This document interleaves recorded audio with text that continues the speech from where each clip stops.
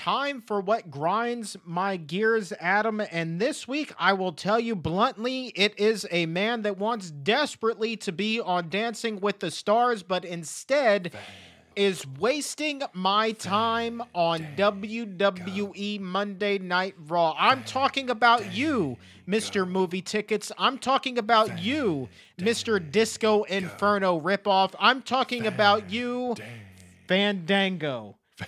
I cannot stand the fact that WWE has built this guy up.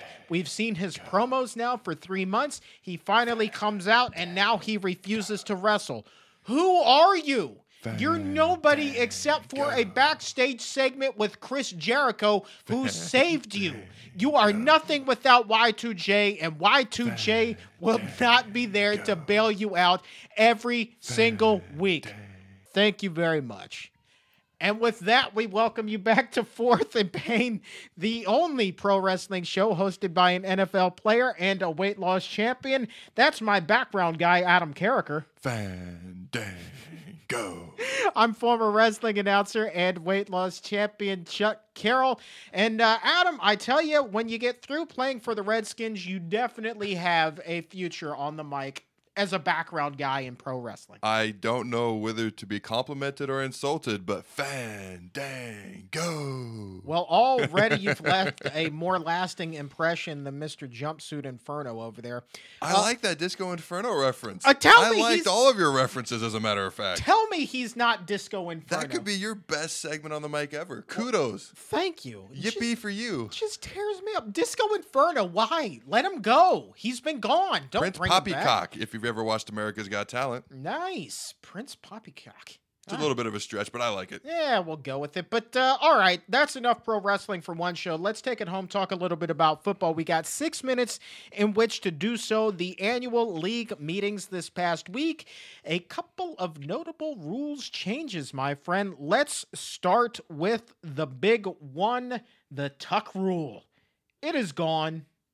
As a defender, Adam, your thoughts on this? Allow me to just quote my head coach, Mike Shanahan. It is the worst rule in the history of football. I love the fact that when Goodell announced the change, somebody asked the question, well, is it going to be applied retroactively? Of course, thinking back to the Brady game against the Oakland Raiders. Retroactively, like, as in they're going to go back in time and uncost the Raiders that Super Bowl or what? Exactly. Thank you, Huey Lewis. Yes. Hey, anytime. Yeah. I'm here all day. But yeah, exactly. And the tuck rule, man. It was a garbage rule. I agree with Shanahan. I think that 99% of football fans out there agree with it. And frankly, I still can't understand why in the world this rule was implemented in the first place. Why do you think it took so long to get it changed?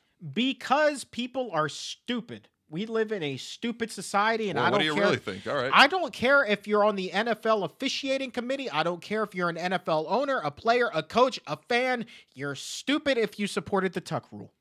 I don't know what I could possibly on earth add to that.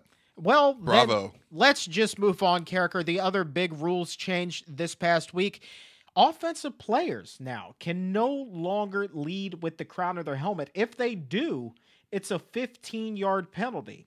Now, here's my question. Was this really a necessary rule change? How dangerous is it truly for a back to lower his head to do that? And then secondly, if a back just lowers his shoulders, isn't he also lowering his head? Isn't he then going to get flagged? You know what? I don't care about those prima donnas on that side of the ball. I'm glad they finally have to be careful and watch out for something. I can't hit the quarterback here. I can't hit the quarterback there. I can't hit this guy there. It's about time that they have to be careful. We're so defenseless on this side of the ball. Those big meanies over there trying to hurt us. It's about time we get some protection. I'm tired of them just doing whatever they want. Yeah, well, when was the last time a running back lowered his head and injured a defender? I don't know. In all honesty, if I was a running back, I wouldn't be thrilled about this rule, but I'm not a running back, so I really don't care. I'll let them deal with it, and I'm going to try and hit them, take them out as cleanly and legally as I possibly can. Yeah, I just don't know. How a running back can lower his shoulder and not lower his head. This is a stupid rule change. I don't think it's as simple as people think. I don't know exactly how they're going to apply it, but they said they went through all the plays last year, and a flag on this penalty would have only been thrown 6 times. So I think it has to be like maybe just the very crown, the top of your helmet, and leading with it, almost like a tackler does sometimes.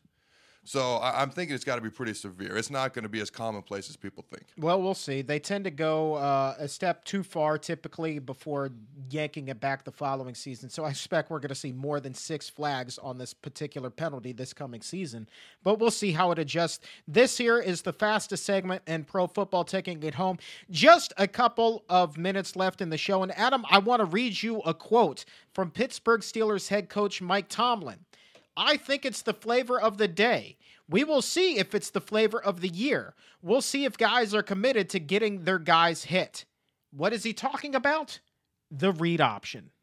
As a defensive player, I think what you're going to start seeing this year is quarterbacks getting hit whether they keep the ball or not, unless they blatantly just jump backwards with their hands way in the air. I think they're going to, like what the Ravens did to Kaepernick and the 49ers in the Super Bowl. Terrell Suggs annihilated Kaepernick whether he had the ball time after time after time. So unless they change a rule, that's how defenses are going to approach it. As far as an offense, I'm not really an offensive guy. My mindset is to take your head off cleanly and legally. But as far as an offense, if you can find a way to protect your quarterback, it is extremely tough to defend. The tough part is trying to protect your quarterback. But if you're able to do that, if your quarterback's smart, if he's able to slide, if he's able to get out of bounds, it can be a very effective offense. You just have to be smart with it. Interesting comment, and that's kind of exactly what your coach said, given what your coach said this past week. And he said, quote, "The option will help a quarterback stay healthy."